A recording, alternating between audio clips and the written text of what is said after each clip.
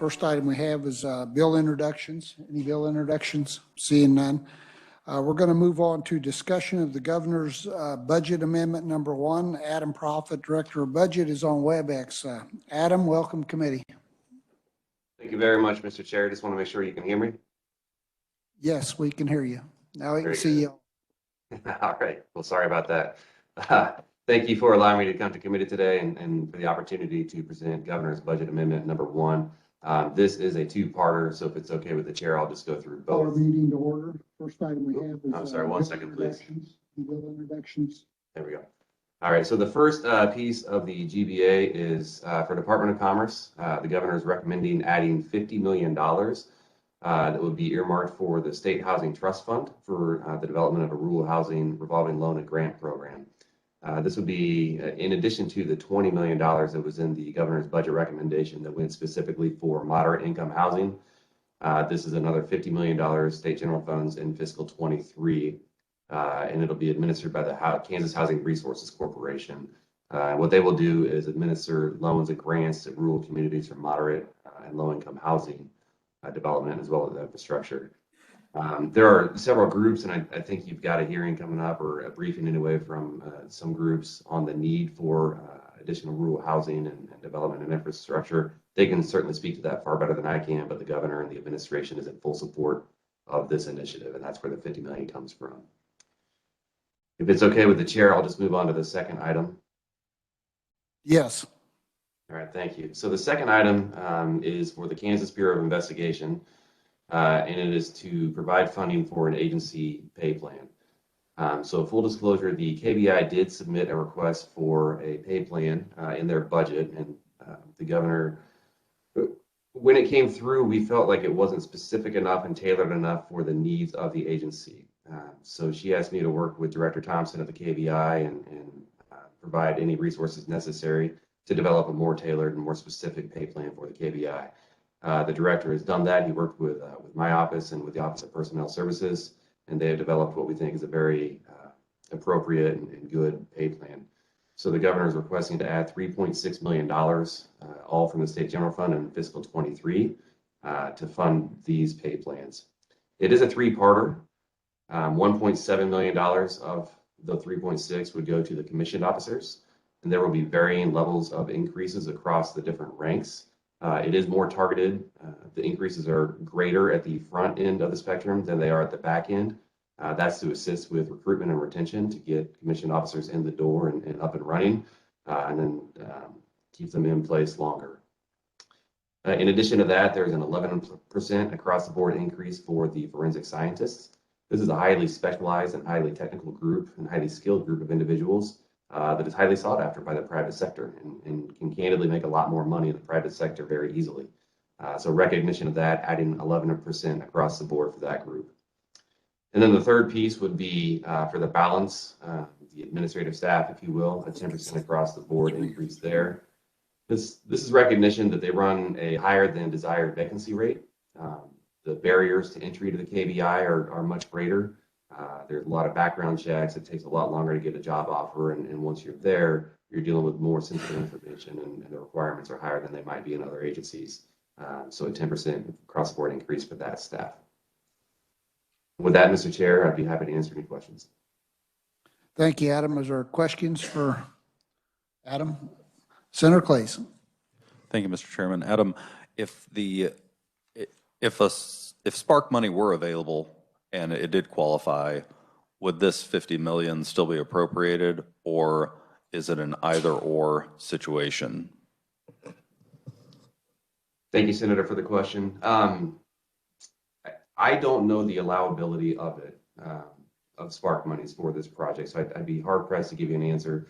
The governor really wanted to make sure that the funds were available somewhere, this $50 million from SGF. We feel like we can forward, and it's critical for the state. So I don't want to commit to saying that if it gets approved by Spark, the SGF request would come out, but it's certainly a discussion that we'd be happy to have if it becomes an allowable item. Thank you. Thank you, Mr. Chairman. Other questions? Seeing none, thank you, Adam. We'll move on to our presentation, and we will start out with Allie Devine from the Kansas Farm Bureau and the Kansas Corn Growers Association. Allie, welcome to committee. Thank you, Mr. Chairman and members of the committee. I'm Allie Devine, and today I'm here on behalf of Farm Bureau and the Kansas Corn Growers, as he said. I want to give you a little background that we just didn't walk into this because we heard there's money sitting around. We started almost 2 years ago looking at the barriers to growing agricultural businesses in rural Kansas. It bothered us as staff and as professional organizations that we were not capturing some of the businesses that were going to Nebraska, Missouri, Oklahoma. So the organizations, Farm Bureau, corn growers, the Sunflower Electric Corporation, and the Northwest Economic Innovation Center, we commissioned our own study to see what the barriers were. The people that did the study were professional economic recruiters. So they went and talked to many people around the state and outside of the state to find out, why don't you come to Kansas? They came back with recommendations in September for 41 different things for us to work on. We decided to focus on 2, business economic development and housing. Those 2 factors continuously came up as a problem for our growing the economy. Well, about the same time, the state housing assessment came out in December, but we were also seeing some growth in Northwest Kansas in particular as people moved out of Colorado during the pandemic. So we looked around and we started talking to businesses and asked, what are you recruiting for? And I want to give you just some things. This is a little deviation from my testimony, but it's testimony that we've given in other committees and was given by Claire Guston. In Phillips County, they are looking at bioenergy is looking at a $200 million investment with 95 new jobs. In Smith County, they needed additional, they have 65 jobs that are needed for an ag equipment developer. In Ford County, Hillmar Cheese is coming with $1 billion investment and a potential for 1,000 jobs. 750 will be with dairies, and another roughly 250 will be within the plant itself. $1 billion investment and 1,000 jobs. In that 10-county region, we do not have the housing to support those jobs right now. Also, during our prior presentations, Joanne Knight has given background of what Dodge City has done to try to prepare for it. But they've been growing for years and using the Kansas Housing Resource Corporation as their tool, along with many of the things that you're going to hear about today, to provide housing. So given all of those things that are going on, we put together and came back to what is it we need and why. If you turn to page 3 of my testimony, we'll start to walk through what the real need is and why we decided this was the direction we needed to follow. First of all, we're asking for a one-time appropriation of $50 million. One time, not repeat. And the reason why is on down there. $50 million can be leveraged by KHRC up to 6 times. We think that $50 million can actually be maybe turned several times into $300 million.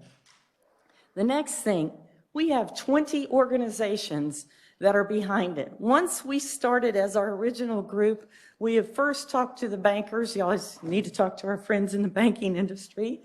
And after that, the word talked around the Capitol, 20 different organizations, and that's on page 4. They're listing of other groups that came and support this proposal. The next thing, why 50 million? You know, where does that come from and how did you get there?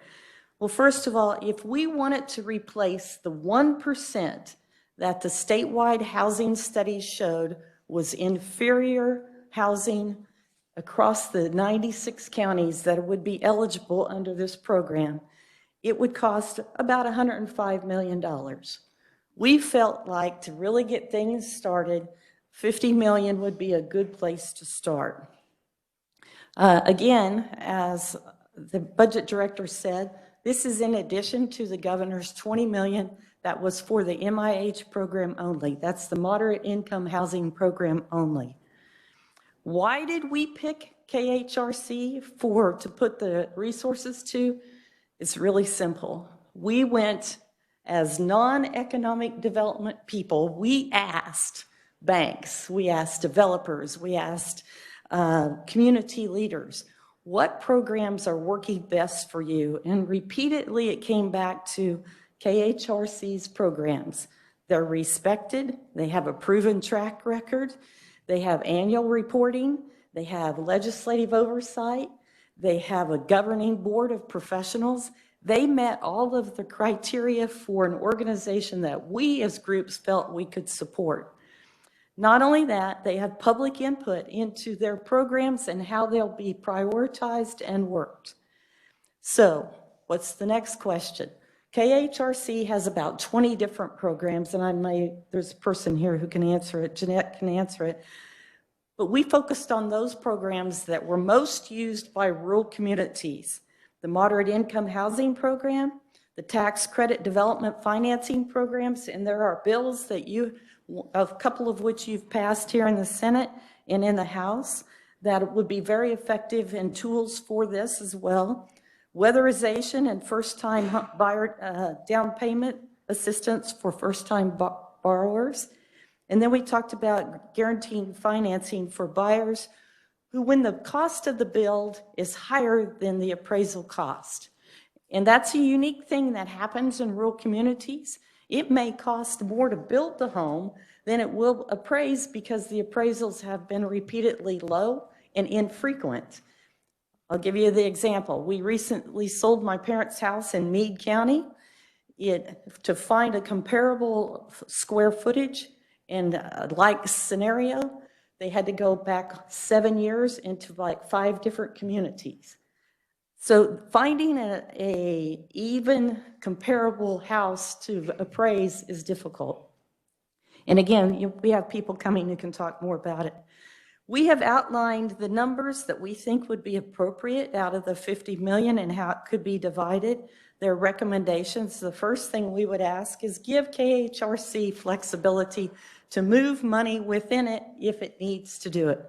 Second, on the moderate income housing, we recommend an additional $25 million. It is a very popular program and communities use it and developers like it. The tax credit programs, we put in the number 10 million, knowing fully that you have other bills coming that may make that a change. Weatherization and first-time homebuyer assistance, we put at 10, and then we put 5 for that last program we're talking about, which furthers House Bill 2268, which is Chairman Waymaster's bill. And what it does is it allows guaranteed financing for the difference between that appraised value and the build value. We don't think that's going to be used very much.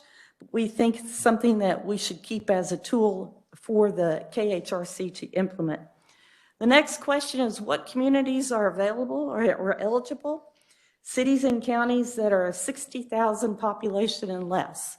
Cities and counties. That's important because even in most populated counties, they may have communities that are below 60,000 and they would be eligible under this plan.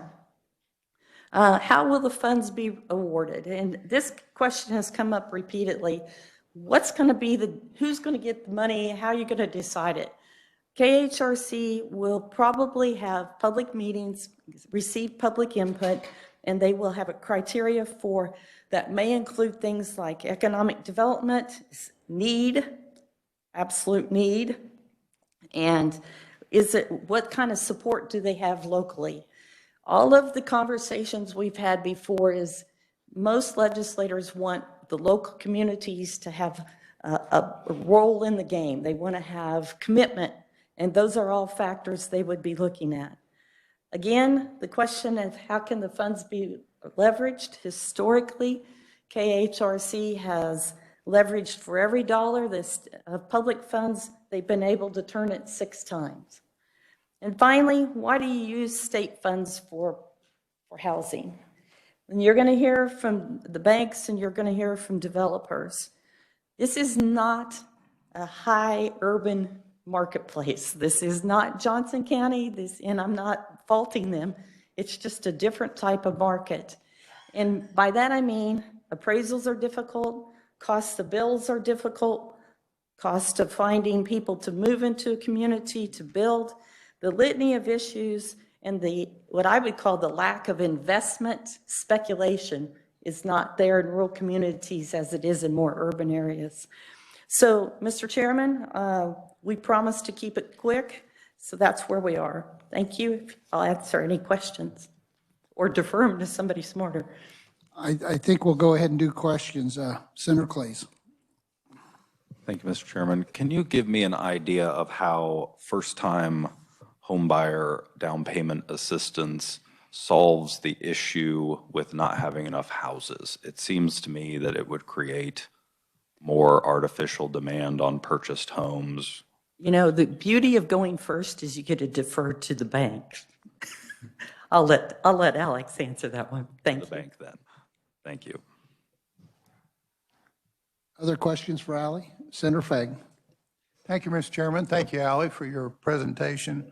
When you take this money, how many projects do you think, you said they was going to develop this, but how many actual properties do you envision would happen with this kind of thing? Yeah, and if we were talking about single-family housing,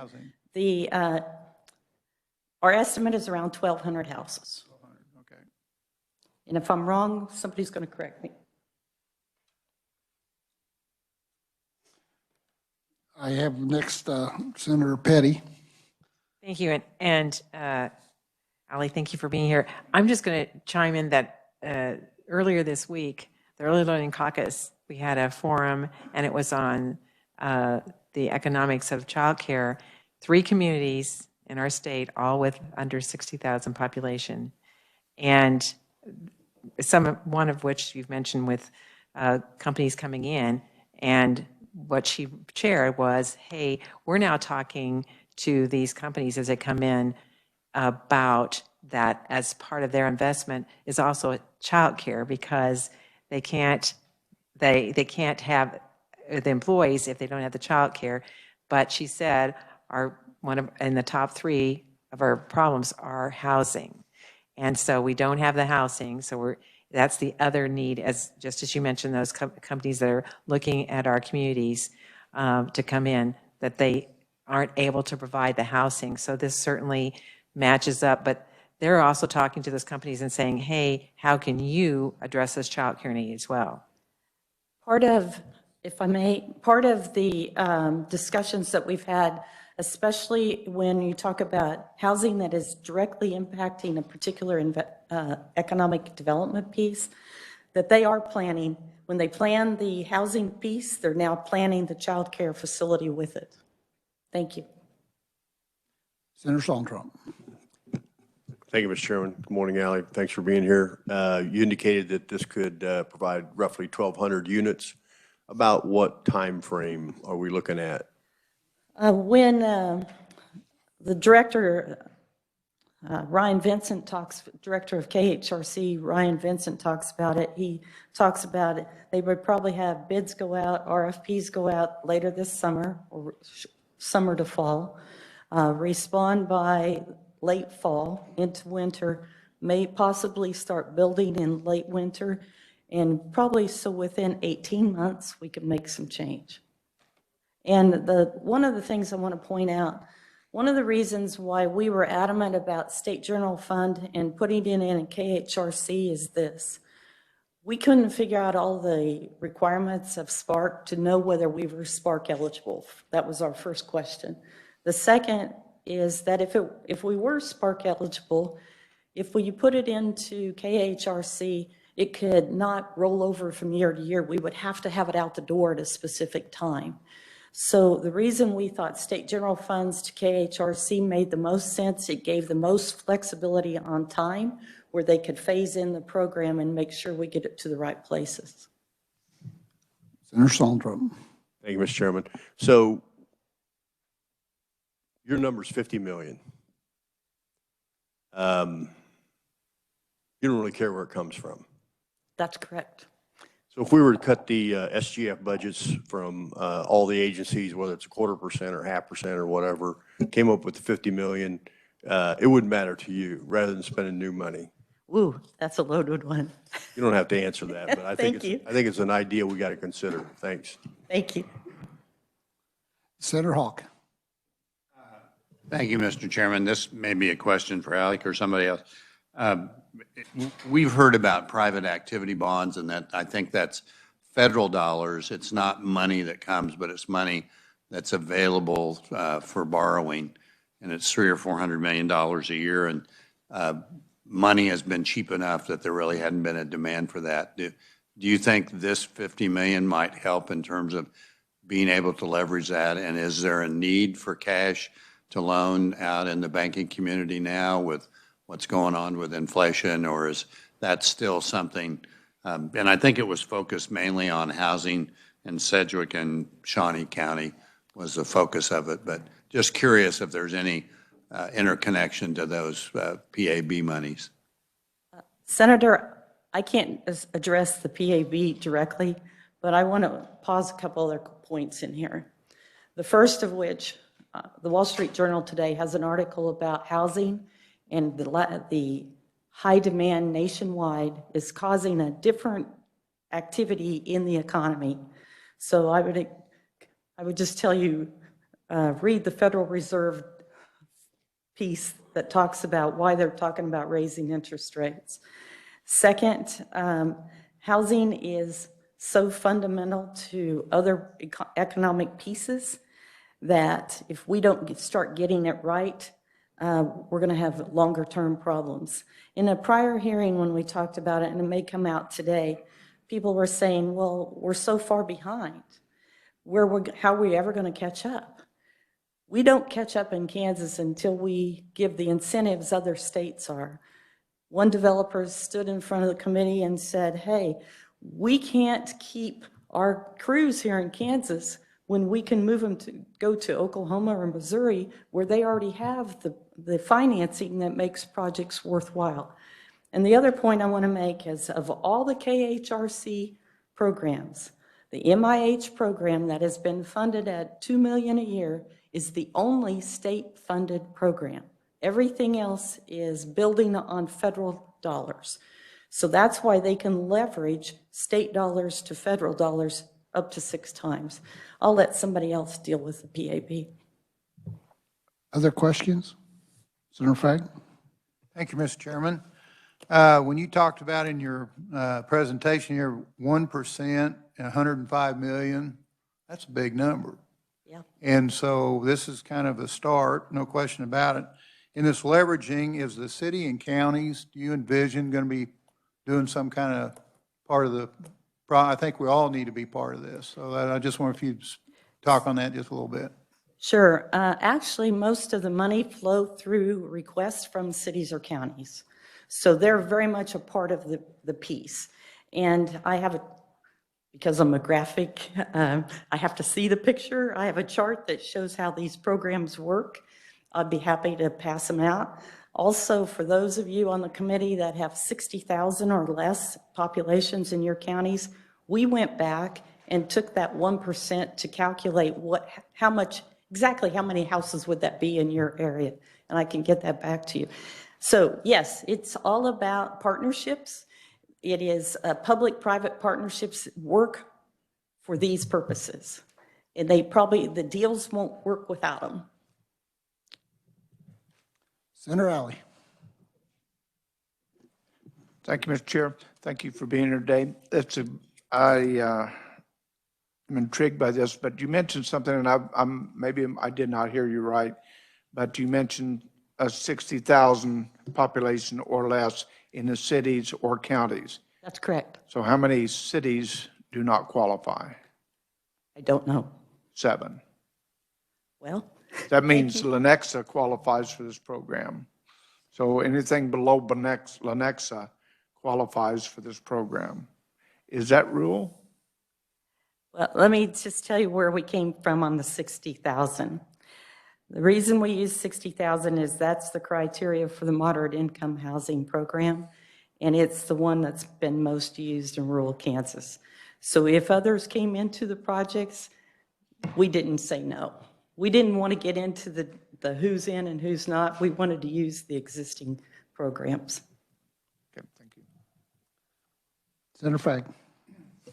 Thank you, Mr. Chairman. I'm kind of dovetailing off of Senator Alley's question. When you talk about 60,000, is it possible you'd have a city that might have 50,000 that would qualify, but then the county's got 80,000?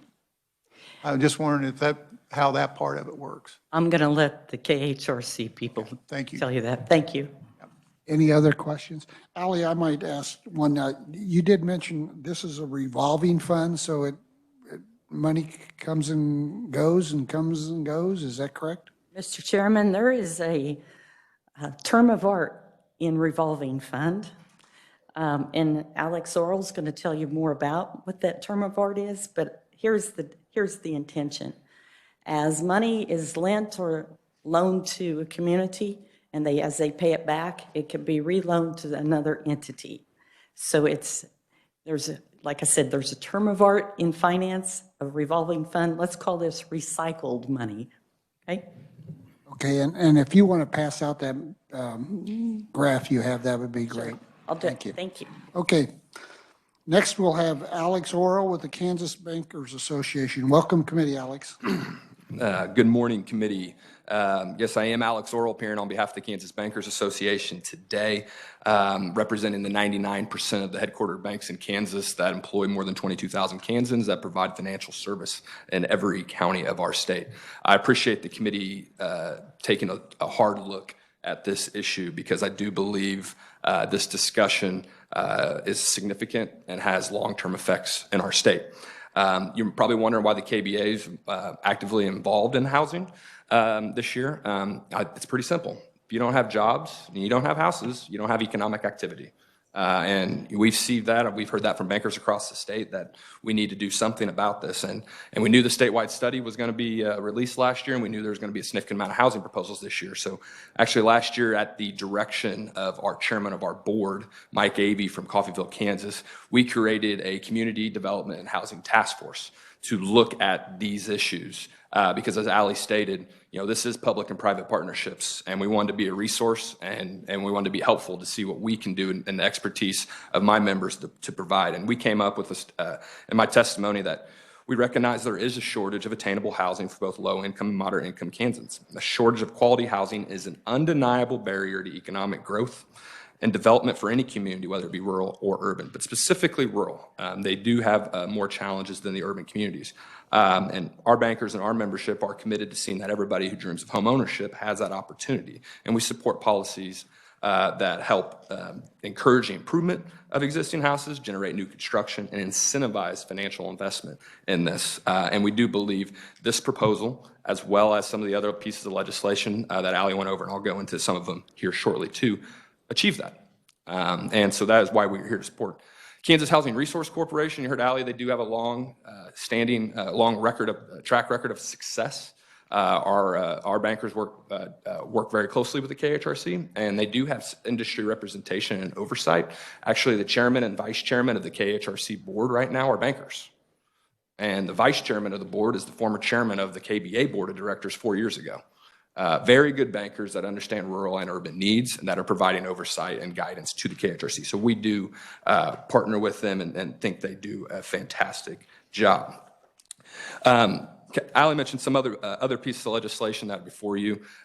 You did pass out within Senate Bill 282 earlier this a couple weeks ago, the Kansas Housing Investor Tax Credit and Affordable Housing Tax Credit Act. Those are two pieces of legislation that we did support. I know the House is looking at it. They had an informational hearing yesterday in two committees looking at those two things. And mentioned Representative Troy Waymaster's Rural Home Loan Guarantee Fund. That is for counties less than 10,000. That one has a specific rural slant to it, and that is in HB 2268. That is going to, in conversations with bankers as well as the Federal Home Loan Bank of Topeka, to figure out how that program would operate. That program could be the difference of a rural house getting built or not, because that guarantee fund would be there to help with the additional risk, because it would allow the guarantee to go up to loan to value of 125%, and it would cover that additional risk there for the banks. A lot of the primary mortgages in Kansas, a lot of banks, they can't leverage that 30-year, so they'll do a 3 or 5-year arm, and they'll sell it off in the secondary market. So I just wanted, that was a question that came up in appropriation, so I did want to address that maybe not a lot of people know that. We did encourage that we think we should put more money in that bill. It's $2 million in the current bill in HB 2268, and we think it actually should be $5 million. Like I said, anything we can do to promote housing or generate construction is a good thing. The more tools in the toolbox we have on this issue, by making housing more affordable to build, attract new residents, new businesses, and new jobs, all parts of our state, is good for the long-term sustainability of Kansas and rural Kansas. I think that's something we can all get behind, because it is extremely concerning. I know you guys are looking at maps and looking at county population shifts. We are losing people out of our state, and we're specifically losing a lot of people in my generation. I grew up in Wyandotte County. I'm a lifelong Kansan. There's a lot of people I grew up with that no longer live in Kansas. And it's sad. They move over to Missouri, and or they move somewhere else, Colorado, we need to do something to help attract and retain. Mr. Vice Chairman, you had a question about how does the down payment assistance come into this when we have a shortage of housing.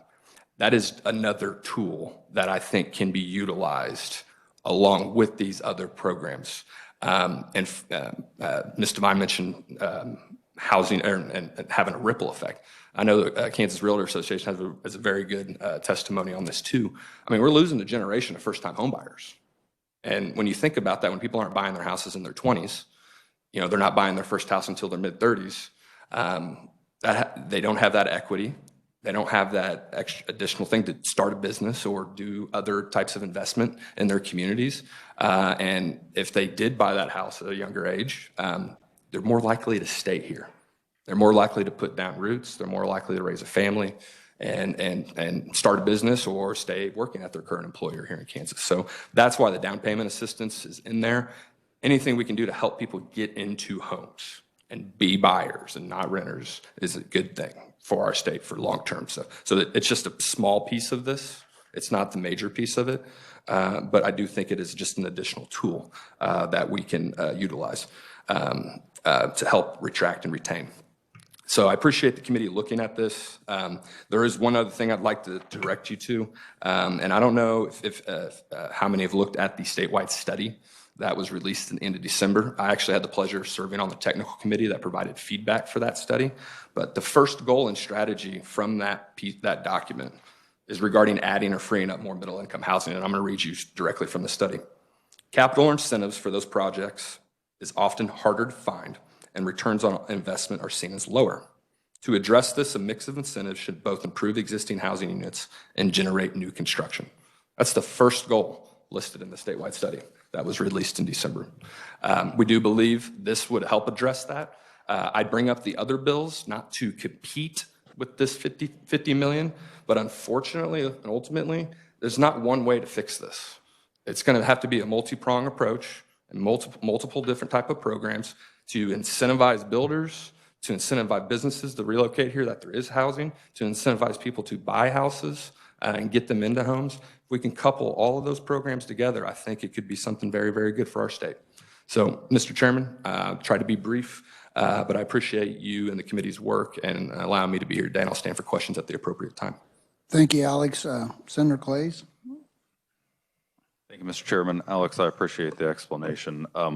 However, as 20% of the funding going towards that, it seems to me that there are bigger problems, especially in reading through the testimony. And as I was paging through it, I can't help but wonder why spending $10 million on down payment assistance is the way to go when the challenge seems to be that there's not a house for anyone to buy, and maybe we should solve that problem first and foremost through this process. And I'll let you respond to that, but I also want to point out that if you go look at the testimony from Matt Gillum and the Overland Property Group, where it gives the explanation for why it's so difficult for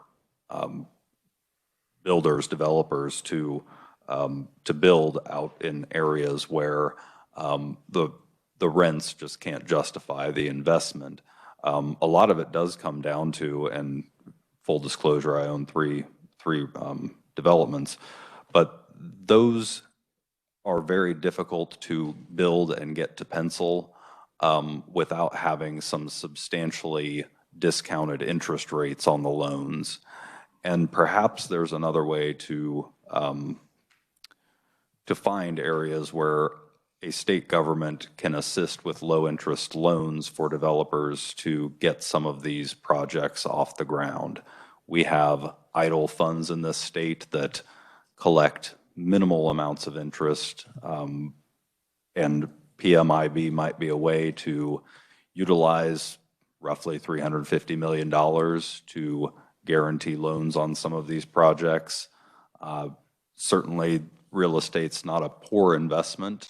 We're asking builders to take on that type of risk, so I can't imagine that it would be objectionable for us to take that risk as well, especially when the outcome is that we have the workers to take the jobs that are being developed in these areas. There's certainly an economic development argument to be made, and that's also why I think that an argument can be made to use the Spark dollars.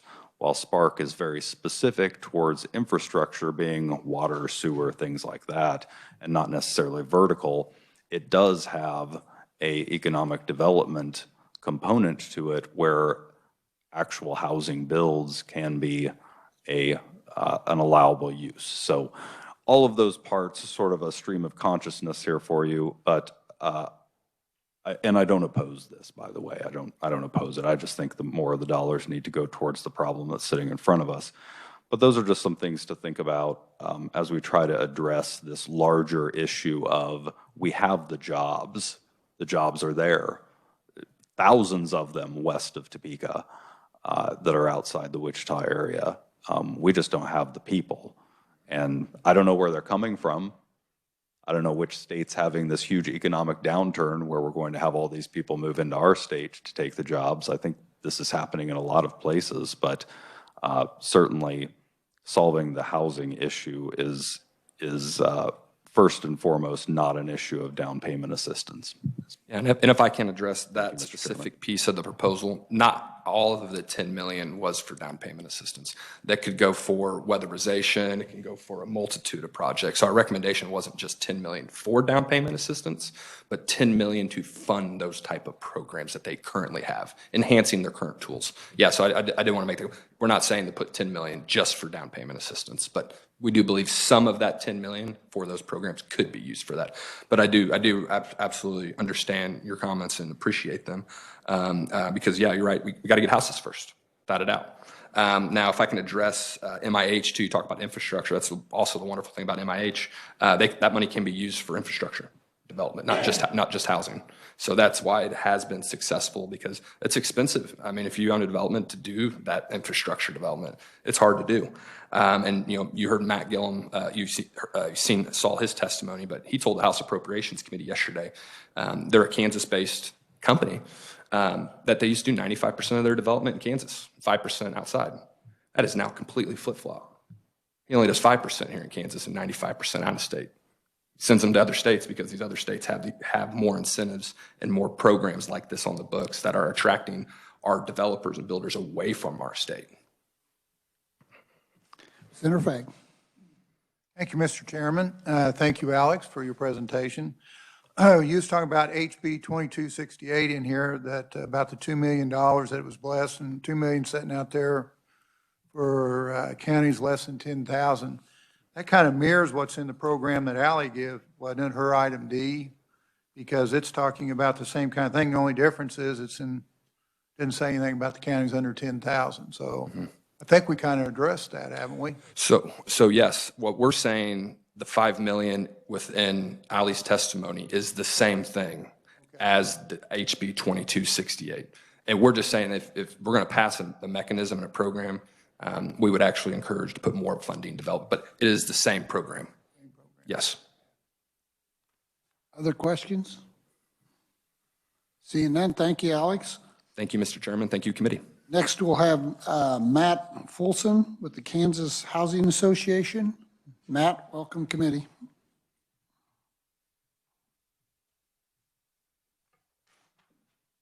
Thank you, Mr. Chairman, members of the committee. My name is Matt Fulson. I'm the president of Tier 1 Development Group. We are a developer, owner, contractor, and property manager in the affordable housing business based in the Kansas City area.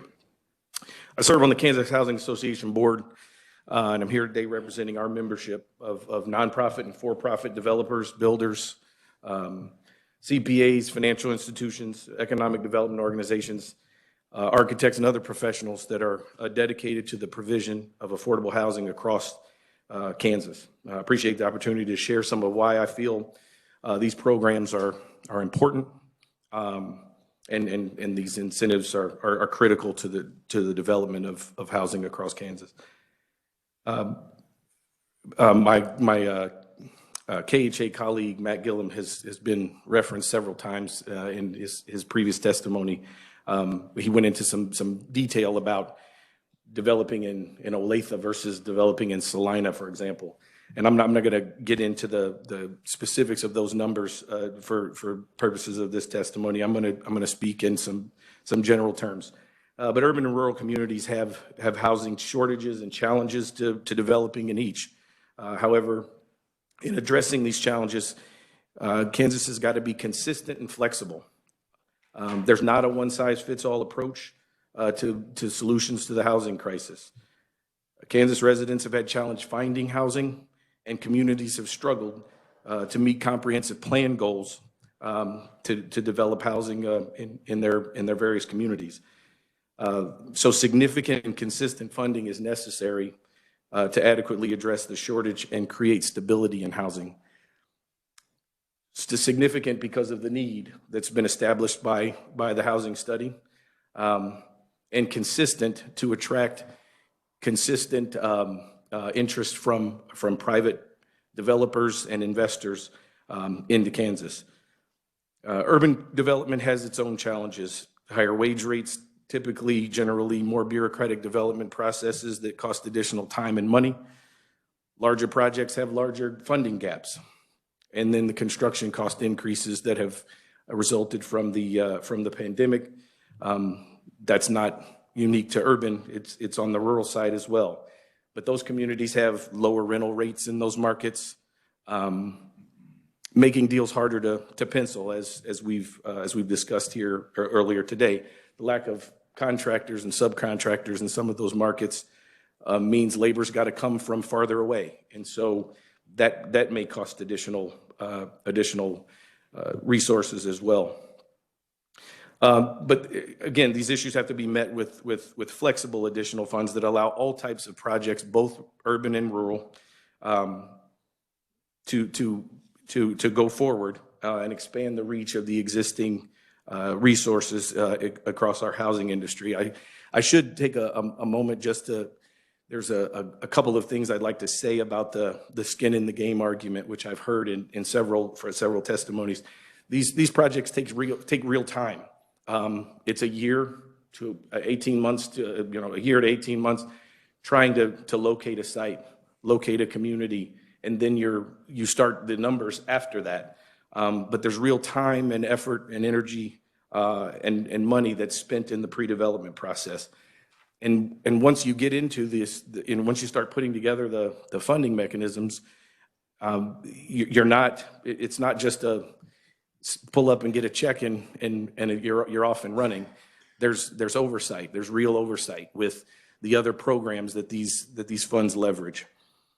So many of our members work all in communities all over Kansas that use programs like the State Housing Trust Fund, for example, a program designed to assist with general housing needs across the state.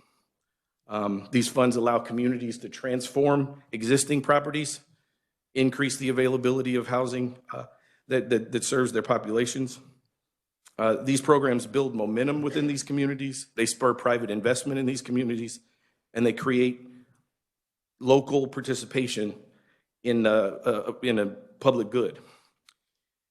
But some members and some of the previous testimony have said this is about more than housing. Housing programs are a critical economic development tool. In some rural communities, housing development may be the only thing going on.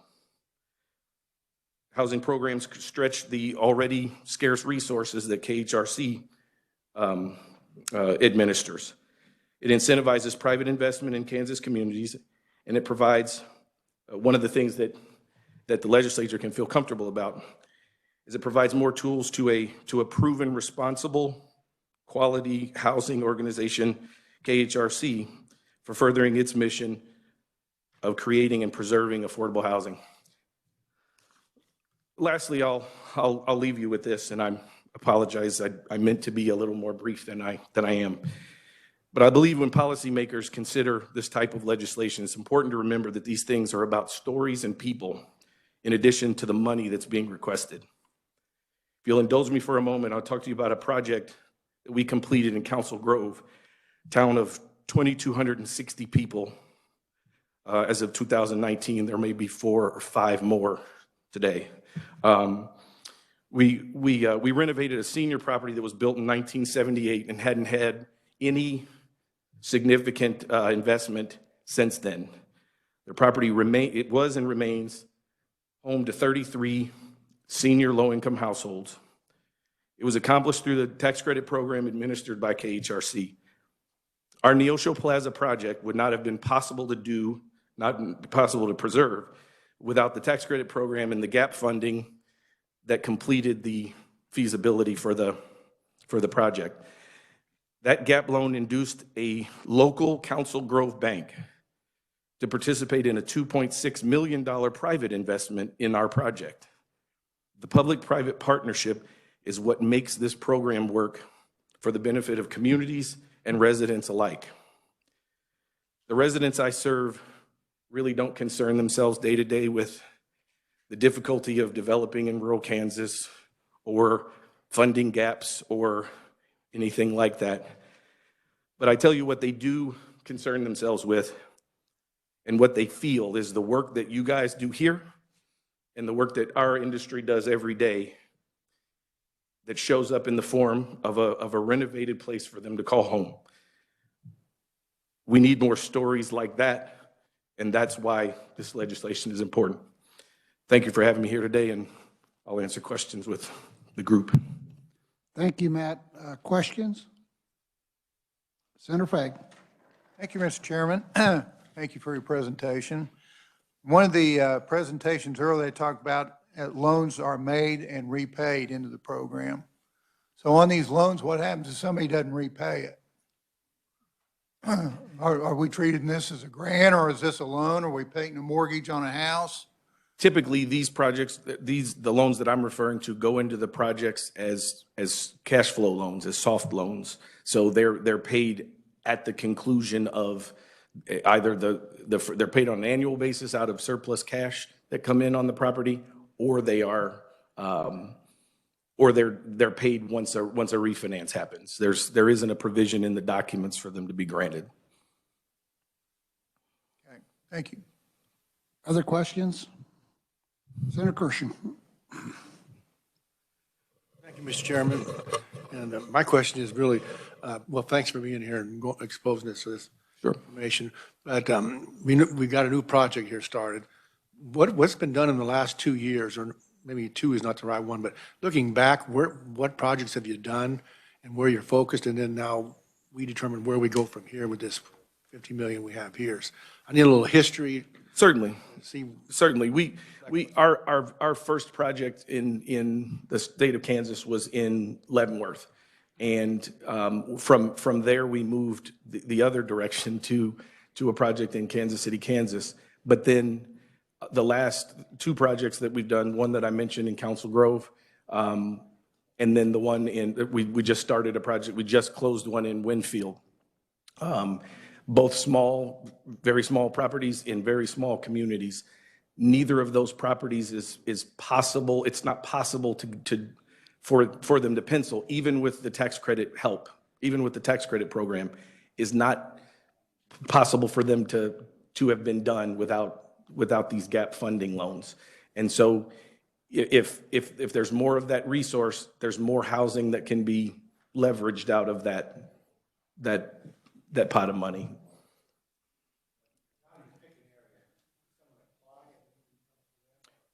Well, I mean, different developers do different things. We have been an acquisition rehab developer where we're going into communities that have an asset like the one in Council Grove that has not had any significant investment in that case in 40 years.